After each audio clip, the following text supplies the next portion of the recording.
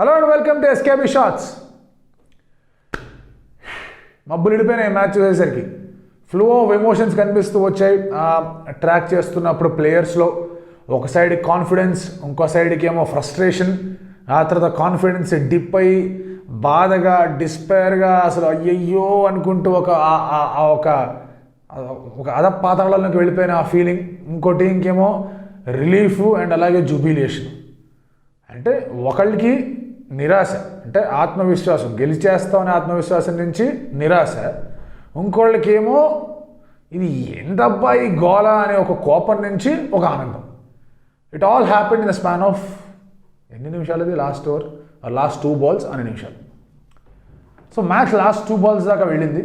అది in itself is a very positive thing. So అక్కడ Brabourne స్టేడియంలో మంచి వికెట్ లభిస్తోంది. There is good enough assistance for pace, bounce పరంగా turn అవుతుంది బాల్. రషీద్ టర్న్ చేయడం చూసాం, మన ఇక్కడ రాహుల్ చహర్ టర్న్ చేయడం చూసాం. షాట్స్కి మంచి వాల్యూ అనేది కనిపించింది, మంచి అవుట్ ఫీల్డ్ కనిపించింది. Little bit of due. So due లేనప్పుడు కూడా ఇంకా మనకి ఇంకా అద్భుతమైన మ్యాచెస్ మనం చూస్తూ ఉంటాం. So Brabourne stadium has been producing some great matches. ఇవాళ మ్యాచ్కి వచ్చేద్దాం. ఇవాళ మ్యాచ్లో చేంజెస్ జరిగాయి.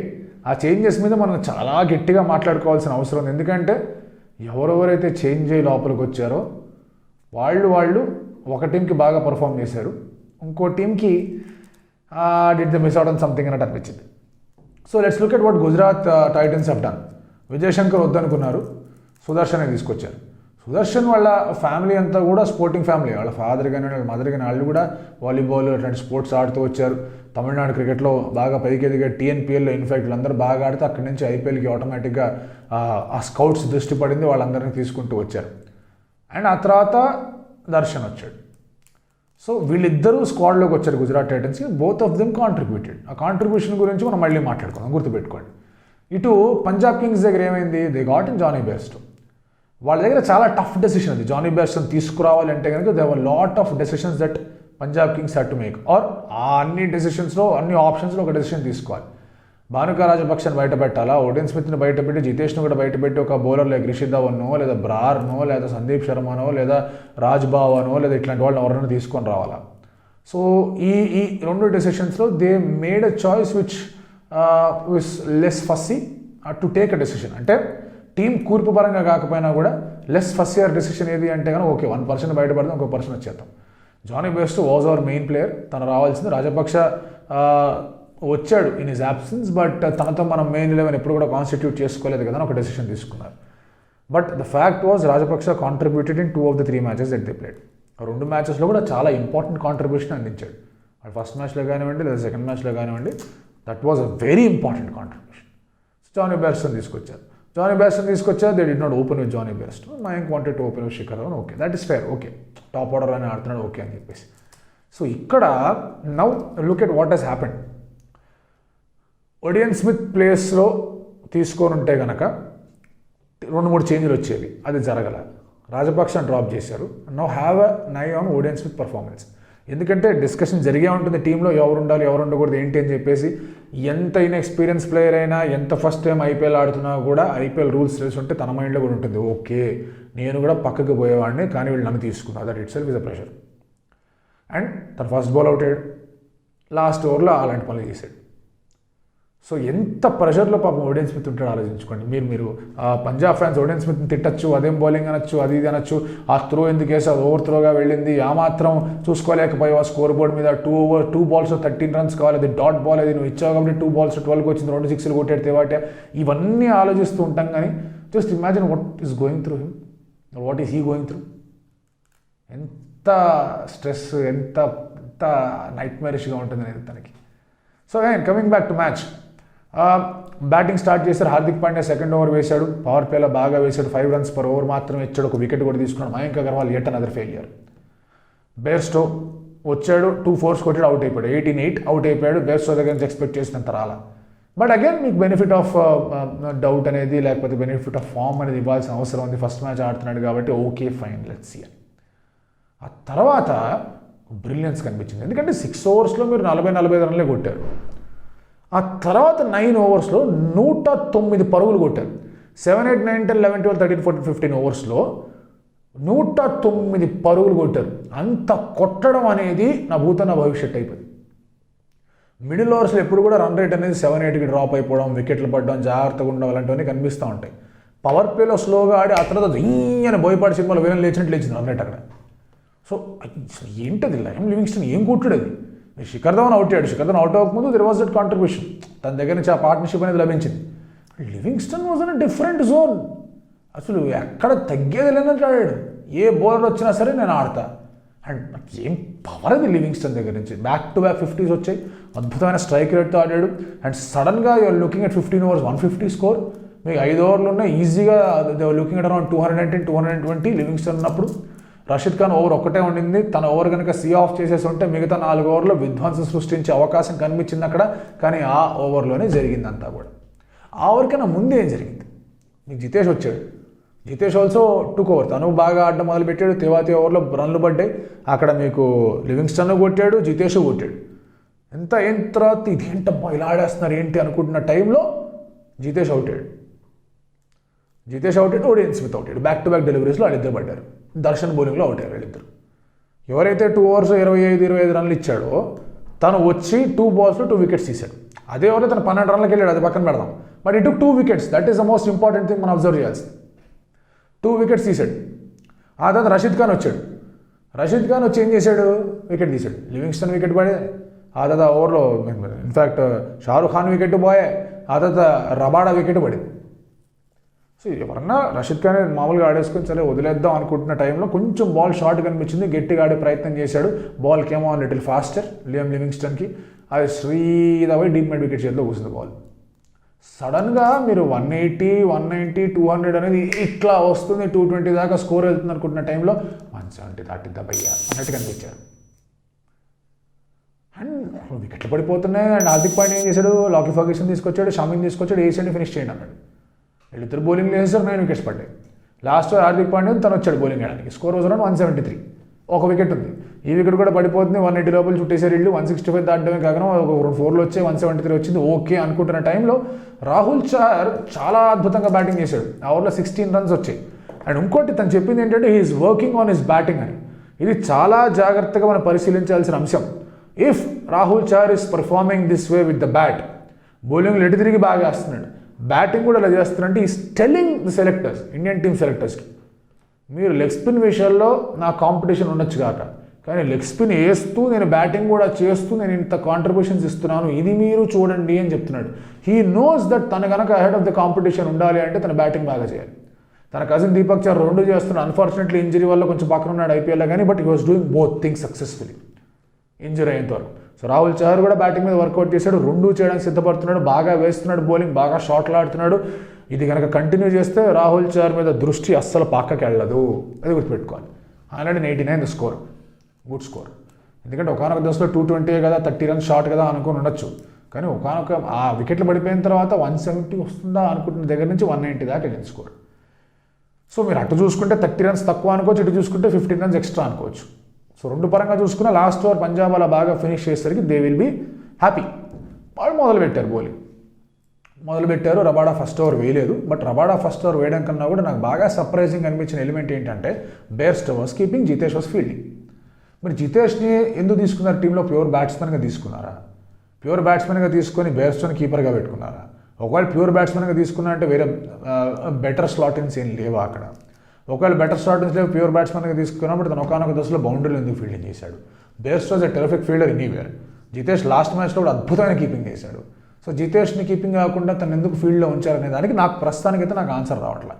బహుశా they wanted to give Bairstow time. నువ్వు కీపింగ్ చేయి, we're looking at you as the keeper కాబట్టి నువ్వు కీపింగ్ చేయాలనుకున్నారేమో, అది నాకు అనిపించింది. But they should have gone ideally with Jitesh keeping చేయడానికి. అది జరగల. రైట్, ఫస్ట్ వికెట్ పడింది. ఆ తర్వాత సుదర్శన్ వచ్చాడు, యంగ్స్టరు, ఐపీఎల్ నర్వ్స్ ఉంటాయి ఏంటి పరిస్థితి అని. But on the other hand Shubman Gill మాత్రం అసలు ఎంత బాగా ఆడాడంటే, కొన్ని షాట్లు కొడుతుంటే కళ్ళు చెదిరిపోతాయి, వామ్మో ఇదేం కొట్టుడు అని. కొన్ని షాట్లు చూస్తుంటే కనుక ఆ కళ్ళలోంచి ఆటోమేటిక్గా ఒక స్మైల్, ఒక అప్రిసియేషన్ కనిపిస్తూ ఉంటుంది మనకి. ఆ అప్రిసియేషన్ వచ్చే విధంగా శుభ్మన్ గిల్ ఆడాడు. ఏం జరిగినా ఏ ఎమోషన్ మన కళ్ళలో తెలిసిపోద్ది కదా. గట్టి కొట్టాడంటే కనుక కొట్టుడు రైతు అనుకుంటాం. అదే ఇంత ఫినిష్తో స్టైల్గా టైమింగ్తో ఆడినప్పుడు అడ్మైర్ చేస్తాం. Shubman Gill was all about the timing. ఆ టైమింగ్, ఆ ప్లేస్మెంట్, ఆ స్ట్రైక్ రొటేషన్ అండ్ తన డాట్ బాల్స్ పర్సెంటేజ్ చూడండి తగ్గిపోతూ వస్తుంది. మినిమం డాట్ బాల్స్, చాలా తక్కువ డాట్ బాల్స్. ఏదో ఒకటి స్ట్రైక్ రొటేట్ అన్న చేస్తాడు, లేకపోతే మంచి టైమింగ్తో 4 అన్న కొడతాడు, పుల్ షాట్లు బాగా ఆడతాడు, లేట్ కట్లు బాగా ఆడతాడు, కవర్ డ్రైవ్ బాగా ఆడతాడు, లాఫ్టెడ్ షాట్లు బాగా ఆడతాడు, స్ట్రైట్ డ్రైవ్ బాగా ఆడుతున్నాడు. ఒక ఆన్ డ్రైవ్ ఆడాడు, అసలు అద్భుతమైన ఆన్ డ్రైవ్ అది. అండ్ స్పిన్నర్స్ని ముందుకు వచ్చి ఆడుతూ ఉన్నాడు. ఏమన్నా ఇన్నింగ్స్ ఆడాడు శుభ్మన్ గిల్ అసలు. అంటే హర్ష భోగ్లే ఒకటి పెట్టాడు అనమాట, అంటే there is not even a single shot with anger అని. అంటే కోపంతో కొట్టేద్దాం, డెస్పిరేషన్తో కొట్టేద్దాం, గట్టి కొట్టేద్దాం ఏం లేదు. హాయిగా ప్రేమగా ఆడాడు క్రికెట్లో. అండ్ అంత బాగా ఆడుతూ అసలు ఏమాత్రం షేప్ కోల్పోకుండా అంత అద్భుతమైన innings, back to back innings కదా. లాస్ట్ మ్యాచ్లో 80 ఆడ్ కొట్టాడు, ఈసారి 96 కొట్టాడు. సెంచరీ, వెల్ డిజర్వ్డ్ సెంచరీ అది శుభ్మన్ గిల్కి. 4 రన్ షాట్, రబాడా వేసిన వైడ్ లో ఫుల్ టాస్ని కొట్టబోయాడు, మయాంక్ అగర్వాల్ చేతికి చిక్ అవుతాడు ఎప్పుడు లాస్ట్ 19th ఓవర్లో. సో ఈ పార్ట్నర్షిప్ నడుస్తున్న టైంలో Sudarshan and Shubman Gill keeping up with run rate, అది చాలా ఇంపార్టెంట్ అంశం. Sudarshan towards end of his innings కొంచెం డెస్పరేట్ షాట్స్ కోసం ప్రయత్నించడం, తన దగ్గర నుంచి కూడా ఒక 6, ఒక మంచి కవర్ డ్రైవ్లు బాగా వచ్చాయి, షాట్స్ బాగా కనిపించాడు. Very decent debut. అండ్ తను అవుట్ అయితే హార్దిక్ పాండ్యా కాసేపు బాగా ఆడామని చెప్పడం కూడా కెప్టెన్గా జెస్చర్ బాగుంది. సుదర్శన్ అవుట్ అయ్యాడు, హార్దిక్ పాండ్యా వచ్చాడు. హార్దిక్ పాండ్యా అండ్ శుభ్మన్ గిల్ ఉన్నప్పుడు ఆ ఒక పీరియడ్లో, ఆ ఒక 4 ఓవర్స్లో మీకు రబాడా, తర్వాత హర్షదీప్ వేసిన 2 ఓవర్లు, రాహుల్ చార్ వేసిన ఓవర్, అక్కడ స్టంప్ అవుట్ కూడా ఛాన్స్ మిస్ అయింది శుభ్మన్ గిల్ది, బేస్తో స్టంపింగ్ మిస్ చేశాడు. ఇవన్నీ ఆ మిస్సింగ్లు పక్కన పెట్టేస్తే ఒక క్యాచ్ డ్రాప్ కూడా అయింది హార్దిక్ పాండ్యా, అదే రాహుల్ చార్ ఓవర్లో. రాహుల్ చార్, హార్దిక్ పాండ్యా బ్యాటిల్ గురించి కూడా మనం పొద్దున ప్రివ్యూలో మాట్లాడుకున్నాం. సో ఆ over was an eventful over. 6 or 7 runs మాత్రమే వచ్చాయి. హర్షదీప్ వేసిన 2 ఓవర్లు బాగా వచ్చాయి, రబాడా వేసిన ఓవర్లు బాగా వచ్చాయి. ఆ 4 ఓవర్స్ బల్లే కట్టడి చేశారు. The run rate was almost 10, but ఆ తర్వాత రన్ రేట్ షార్ట్ అప్ సడన్గా, ఇట్ జస్ట్ షార్ట్ అప్ 13-14 రన్స్కి వెళ్ళిపోయింది రన్ రేట్. సో అక్కడ you needed someone to take the hits, గట్టిగా ఆడాల్సిన అవసరం అనేది కనిపించింది.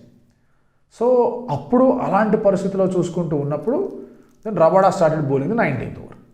First ball no ball. No ball ఏంటబ్బా అనుకుంటాను. నిన్న ఒకళ్ళు కామెంట్ చేశారు, అది అవ్వకుండా ఉంటే ఏమేది, ఇది అవ్వకుండా ఉంటే ఏమేది అని చెప్పేసి. బేసిక్లీ మనం క్రికెట్ని, గేమ్ని రీడ్ చేసేది కూడా ఇలాగే. రీడింగ్ ఎట్లా చేస్తాం, ఇది అవ్వకుండా ఉంటే వాళ్ళు బెటర్ పొజిషన్లో ఉండేవాళ్ళ, ఇది చేస్తున్నందుకు వాళ్ళు ఫేస్ చేసిన కాన్సిక్వెన్స్ ఏంటి, ఇది చెప్పకుండా మనం క్రికెట్ని రీడ్ చేయకుండా ఉండడం అనేది, అది అయ్యి ఉంటే బాగుండేది, ఇది అయ్యి ఉంటే బాగుండేది అని హైపోథెటికల్ మాటలు ఎందుకు మాట్లాడుకుంటాం అంటే, అనాలిసిస్ అనేది అది ఎక్కడెక్కడ రాంగ్ వెళ్ళారు, ఎక్కడెక్కడ గేమ్ మారిందని చెప్పడమే నా డ్యూటీ. సో బేసిక్లీ ఆ నో బాల్స్ అనేవి సునీల్ గవాస్కర్ కూడా కేమ్ డౌన్ రియలీ స్ట్రాంగ్ అవుతామని చెప్పాడు. నో బాల్ అనేది మన కంట్రోల్లో ఉంది, ఎక్స్ట్రా ఎఫర్ట్ పెడుతుంటే మన కంట్రోల్ దాటి నో బాల్ రావడం అనేది ఒక లేమ్ ఎక్స్క్యూజ్. అది బౌలింగ్ కోచ్ రెస్పాన్సిబిలిటీ తీసుకోవాలని చెప్పాడు, which is perfectly true. Kapil Dev no ball వేయలేదు అసలు, ఇమ్రాన్ ఖాన్ నో బాల్ వేయలేదు, వాసిం అక్రమ్ చెప్పాడు నో బాల్, ఎక్స్ట్రా ఎఫర్ట్ పెట్టాడు, 2 స్టెప్పులు వెనకాల నుంచి బౌలింగ్ వేసేవాడిని అని చెప్పేసి. అంత great fast bowlers no ball percentage చాలా తక్కువగా ఉన్నప్పుడు ఇక్కడ ఇలా ఇంత ఫ్రీక్వెంట్గా నో బాల్స్ ఎందుకు వస్తున్నాయి, అదొక మ్యాటర్. బట్ ఆ నో బాల్ తాలూకు వచ్చిన ఫ్రీ హిట్ మీద పెద్దగా ఎఫెక్ట్ రాలి. అండ్ దెన్ ఆ తర్వాత హార్దిక్ పాండ్యా ఒక 1 హ్యాండ్ షాట్ ఒక 4కి వచ్చింది. Shubman Gill try to play, అక్కడ 2 రన్స్ వచ్చాయి. ఆ తర్వాత శుభ్మన్ గిల్ మళ్ళీ 4 కొడదాం అనుకున్నాడు, మయాంక్ అగర్వాల్ చేతికి చిక్కాడు, శుభ్మన్ గిల్ అవుట్ అయ్యాడు. అండ్ దెన్ లాస్ట్ బాల్ ఆ ఓవర్లో మీరు అబ్జర్వ్ చేసుకుంటే కనుక ఒక 33-34 రన్స్ 32 రన్స్ కావాల్సినప్పుడు ద టార్గెట్ వాజ్ లాస్ట్ ఓవర్లో అట్లీస్ట్ 20 రన్స్, 18 to 20 రన్స్ కనుక ఇచ్చుంటే ఓడియన్ స్మిత్ వేసేవాడు. ఎందుకంటే మయాంక్ అగర్వాల్ ఫినిష్ చేశాడు, బెటర్ బౌలర్స్ కోటాన్ని ఫినిష్ చేసి లాస్ట్లో ఒక ఓవర్ని పెట్టారు. అందరు క్యాప్టెన్స్ అదే చేస్తున్నారు, లాస్ట్లో they are having 1% to bowl. అది కొన్నిసార్లు వర్కౌట్ అవుతుంది, కొన్నిసార్లు వర్కౌట్ కావట్లేదు. సో వాట్ హ్యాపెండ్, వీళ్ళు వచ్చారు, శుభ్మన్ గిల్ అవుట్, లాస్ట్లో మనోడు డేవిడ్ మిల్లర్ వచ్చి సింగిల్ తీసుకున్నాడు. Actually that was a free hit ball. Mayank Agarwal free hit అంటే ఫ్రీ హిట్ అని కాదు, తను అవుట్ అయిపోయినప్పుడు ఎవరు అనేవాళ్ళు కాదు, అది go for a shot, boundary వస్తే వచ్చింది, 2 వస్తే వచ్చింది, ఏది వస్తే వచ్చింది, గో ఫర్ అ షాట్, ఈ just push it to mid of. అది బ్యాడ్ రిజల్ట్, హార్దిక్ పాండ్యా కూడా రిజల్ట్ నచ్చల. ఆ తర్వాత లాస్ట్ ఓవర్ రానే వచ్చింది, ఓడియన్ స్మిత్ బౌలింగ్ చేస్తున్నాడు, ఫస్ట్ బాల్ ఎంపైర్ వైడ్ ఇచ్చాడు, వైడ్ కాదు, దట్స్ నాట్ వైడ్. అది ఒకటి ఎందుకు వైడ్ కాదంటే, ఒక ముందు మనోడు కొంచెం ఆఫ్ స్టంప్ మీద నుంచొని ఉన్నాడు డేవిడ్ మిల్లర్, రెండోది ఆ ట్రామ్ లైన్ మీదగా వెళ్ళింది, అది పక్క నుంచి వెళ్ళలేదు. And when I saw the replay నాకైతే అది వైడ్గా అనిపించలేదు. సో అది వైడ్గా రావడం అనేది ఇట్ వాజ్ హార్ష్ కాల్. అంటే to be fair to the umpire, line నుంచి వెళ్ళింది కదా అనే మాటలు మనం మాట్లాడుకున్నా కూడా దట్ వాజ్ హార్ష్, అది వైడ్గా. ఆ తర్వాత ఏమైంది, మిస్, రన్అవుట్. హార్దిక్ పాండ్యా అక్కడ కోపం వ్యక్తపరిచాడు, ఇదేంటి నువ్వు ఎందుకు పరిగెత్తాను. యాక్చువల్లీ హార్దిక్ పాండ్యా పరిగెత్తాడు, డేవిడ్ మిల్లర్ పరిగెత్తే హార్దిక్ పాండ్యా రెస్పాన్స్ కూడా నో చెప్పుకుంటే అయిపోయింది కదా. హార్దిక్ పాండ్యా వాంటెడ్ స్ట్రైక్, తను బేర్స్తో మిస్ చేస్తే బాగుండని కూడా బేర్స్తో రన్అట్ చేశాడు. Hardik Pandya out and Tewatia came to the crease. మీకు అప్పటికే 4 ఓవర్లు ఎంత కొట్టాలి, 4 బాల్స్లో ఎంత కొట్టాలి. నేను ఏమైంది, నెక్స్ట్ బాల్ సింగిల్ తీసాడు తేవాటే. ఆ తర్వాత బాల్ 4కి వెళ్ళింది. సో 3 balls 13 రన్స్ కావాలి. 3 balls 13 runs కావాలంటే ఒక్క డాట్ బాల్ వచ్చినా కూడా ఈ 3 బాల్లో ఒక్క డాట్ బాల్ వచ్చినా 2 బాల్ 2 సిక్స్లకి వెళ్ళినా కూడా సూపర్ ఓవర్ అయ్యేది, మ్యాచ్ పోయేది కాదు. అక్కడ ఏమైంది, ఒక డాట్ బాల్ వచ్చింది, ఓడియన్ స్మిత్ నాన్ స్ట్రైకర్ ఎండ్లో రన్అట్ చేద్దామని త్రో వేశారు, అది ఓవర్ త్రోగా వెళ్ళింది, తెవాటియా స్ట్రైక్ వచ్చాడు. 3 balls 13 runs, wickets did not matter at all, especially ఇటు సైడ్ నుంచి. ఎప్పుడైతే డాట్ బాల్ వచ్చిందో ఎవరు పరిగెత్తకుండా ఉన్నారో అనవసరంగా ఓవర్ త్రోలు ఇచ్చి రన్స్కి వెళ్ళడం అనేది వర్కౌట్ కాదు. But so was the pressure, so was the desperation. అక్కడ వికెట్ వచ్చి ఉంటే కనుక ఇంకొంచెం ప్రెషర్ పట్టచ్చు అనుకున్నాడు, లేకపోతే ఆ టైంలో ఆ reflex thought was to throw at the stumps ఏమో తెలియదు, కానీ ఓడియన్ స్మిత్ త్రో వేశాడు, బాల్ స్టంప్స్కి తగల్లా అటు ఎటో పోయింది, ఇల్లు సింగిల్ పరిగెత్తారు. 2 balls 2 sixes కావాలి. రాహుల్ తెవాటియా వర్సెస్ పంజాబ్ కింగ్స్కి మంచి హిస్టరీ ఉంది. అండ్ ఎస్పెషలీ పంజాబ్ కింగ్స్లో ఉన్న వెస్టిండీస్ బౌలర్కిను రాహుల్ తెవాటికి ఇంకా మంచి అవినాభావ సంబంధం ఉంది. ఆ అవినాభావ సంబంధం ఏంటంటే షెల్డన్ కార్టర్ని ఒకే ఓవర్లో 30 runs కొట్టాడు 2020లో, అదే పంజాబ్ కింగ్స్ చెందిన బౌలర్. ఇక్కడ ఇప్పుడు ఓడియన్ స్మిత్ అదే కరీబియన్ అదే పంజాబ్ కింగ్స్ బౌలింగ్కి వచ్చాడు, ఒక షాట్ గట్టి వికెట్, మిడ్ వికెట్ దాకా వెళ్ళింది. మిడ్ వికెట్లో క్యాచ్ పట్టుకొని బాల్ని పక్కకి నెట్టేద్దాం అనుకున్నాను కానీ కుదరలా. తను క్యాచ్ పట్టకముందే బౌండరీ లైన్ తగిలాడు కాబట్టి ఒకవేళ క్యాచ్ పట్టి పక్కన నెట్టేసినా అంపైర్ చెక్ చేసి ఉంటే దాన్ని 6గానే ఇచ్చేవాళ్ళు, అది 6కి వెళ్ళింది. ఫీల్డ్ ఎలా ఉంది, అంతా వైడ్ యార్కర్స్ లేదా వైడ్ డెలివరీ చేసి ఆఫ్ సైడ్ ఆడిచ్చే విధంగా ఉంది. తెవాటియా ముందే అవుట్ సైడ్ ఆఫ్ స్టంప్ నుంచున్నాడు. సో ఇలాంటి పరిస్థితుల్లో Odean Smith was under pressure. ఎందుకంటే ఈ బాల్ 6 ఇవ్వకుండా ఉంటే చాలు, 6 ఇవ్వకుండా ఉంటే చాలు, 6 ఇవ్వకుండా ఉంటే చాలు అనే మైండ్ సెట్తోనే వస్తారు ఆ బౌలర్స్. సో ఒకవేళ కనుక batsmen maintain their cool and బాల్ని జాగ్రత్తగా రీడ్ చేశారంటే అఫ్కోర్స్ వాళ్ళ దగ్గర ఎబిలిటీ ఉంటే they are going to win. ఇక్కడ it's all about keeping your mind cool. అలాంటి సిచ్యువేషన్స్లో ఆ మైండ్ కూల్ ఉంచుకోవడానికి చాలా సాధన చేయాలి, అంత తేలిక కాదు. మైండ్ కూల్గానే ఉండాలి, కానీ హ్యాండ్స్లో పవర్ జనరేట్ కావాలి, బాల్ స్టేడియం దాటాలి. ఈ 3 కన్ఫ్లుయెన్స్ అనేది సరిగ్గా ఉంటే కానీ రిజల్ట్ అంత బాగా రాదు. అండ్ రాహుల్ తెవాటియా ఇక్కడ నథింగ్ రాంగ్, అక్కడ యాక్టున ఒకటి వికెట్ వెళ్ళిపోయింది, ఇంకా కొట్టుకుంటూ వెళ్ళిపోయాడు 6, అందరు సెలబ్రేషన్ చేసుకుని శుభ్మన్ గిల్ పరిగెత్తుకుని వచ్చారు, వాళ్ళు పరిగెత్తుకుని వచ్చారు, హార్దిక్ పాండ్యా మొహంలో రిలీఫ్ కనిపించింది, అండ్ ఓడియన్ స్మిత్ మొహంలో బిలీఫ్ కోల్పోయాడు, ఏంటిది అని చెప్పేసి. This kind of things happen in the game. And Mayank Agarwal చెప్పాడు వి బ్యాక్ ఓడియన్ స్మిత్, అందులో ఏం లేదు, గేమ్లో అవుతూ ఉంటాయని చెప్పాడు. That's a very good statement to make. And coach కానివ్వండి, ఇతరత్ర బౌలింగ్ కోచ్లు కానివ్వండి, వాళ్ళ support staff, captain, senior players వీళ్ళందరూ వచ్చి they'll have to tell him it's okay, it happens. Ben స్టోక్స్కి అయింది అది, చేతన్ శర్మకి అయింది అది, and they all done great. ఆ తర్వాత స్టూవర్ట్ బ్రాడ్కి అయింది 36 years, then exceedingly well. So ఇలా కొంచెం తసల్లి భరోసా ఇవ్వాల్సిన అవసరం కనిపిస్తాం. బట్ రాహుల్ తెవాటియా ఎట్లా కొడతాడో ఏం చేస్తాడో తెలియదు. ఆ kind of confidence, self confidence ఏదైతే ఉందో దట్స్ అమేజింగ్. మొహంలో ఒక సంకల్పం కనిపిస్తుంది, ఎక్కడ కూడా ఆ టెన్షన్ కనిపించలేదు, చూస్తూ ఉన్నాడు అంతే. ఓకే కొట్టేద్దాం, కమాన్ బాల్ వస్తుందని చెప్పేసి ఆడాడు, 2 6 కొట్టాడు, అయిపోయింది. గుజరాత్ టైటన్స్ గెలుపునందించాడు. నేను గుజరాత్ టైటన్స్ ఐపీఎల్ ముందు వీడియో చేసినప్పుడు కూడా వాళ్ళ కష్టకాలమే ఇండివిజువల్ పర్ఫార్మెన్సెస్ చాలా స్ట్రాంగ్గా ఉండాలి, లేకపోతే వాళ్ళు గెలవడం కష్టం అని చెప్పాను. ఫస్ట్ 2 matches యాక్చువల్గా ఒక ఇండివిజువల్ బేసిస్ మీద వాళ్ళ స్కోర్ ముందుకెళ్ళింది.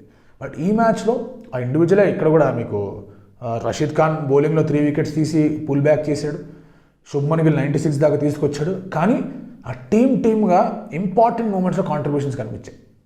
మీకు బౌలింగ్లో అక్కడ దర్శన్ వచ్చి 2 wickets తీయడం కానివ్వండి, లేదా షమీ ఫర్గ్యూసన్ కాంట్రిబ్యూట్ చేయడం, ఇక్కడ హార్దిక్ సుదర్శన్ కాంట్రిబ్యూట్ చేయడం, తెవాటియా వచ్చి ఫినిష్ చేయడం. సో మెల్లిగా ఆ ఇండివిజువల్ పర్ఫార్మెన్సెస్కి ఏవైతే టీమ్వి యాడ్ అవుతున్నాయో ఈ టీమ్ కాంట్రిబ్యూషన్స్ కూడా బాగా పెరుగుతున్నాయి. అండ్ వెన్ ఒక ఇండివిజువల్ స్టియర్ చేయకుండా టీం కలిసికట్టుగా ముందుకెళ్ళే అవకాశం ఎప్పుడైతే వస్తుందో that is when you are looking wonderfully well. And Gujarat Titans ఆ ఒక్క స్టేజ్కి వెళ్తోంది. వాళ్ళు ఇక్కడ all they have to do is to stick to the same process. ఇంకొంచెం కూల్గా ఉండడానికి ట్రై చేయాలి వాళ్ళు, ఎందుకంటే లాస్ట్లో ఆ రన్స్ వెళ్ళినప్పుడు దట్ ఫ్రస్ట్రేషన్ వాజ్ విజిబుల్. ఆ రన్స్ రానప్పుడు న్యాచురల్ అవన్నీ కూడా. And Hardik Pandya as captain was good and he just saw okay Rahul తెవాటియాకి ఒక ఓవర్ ఇచ్చాడు, రన్స్కి వెళ్ళాడు. ఇవేమనుకున్నాడు, దర్శన్ రన్స్కి వెళ్తున్నాడు కదా, రాహుల్ తెవాటియాతో 2 ఓవర్లు ఇచ్చి మేనేజ్ చేద్దాం అనుకుంటే రాహుల్ తెవాటియా బాగా రన్స్కి వెళ్ళి ఇప్పుడు ఇమ్మీడియట్గా దర్శన్ దించేశాడు. లాస్ట్లో ఇంకా ఎక్కువ కొడతారు బాబు నువ్వురా, మన సంగతి మనం చూసుకుందాం అని చెప్పి దించాడు, వికెట్లు వచ్చాయి.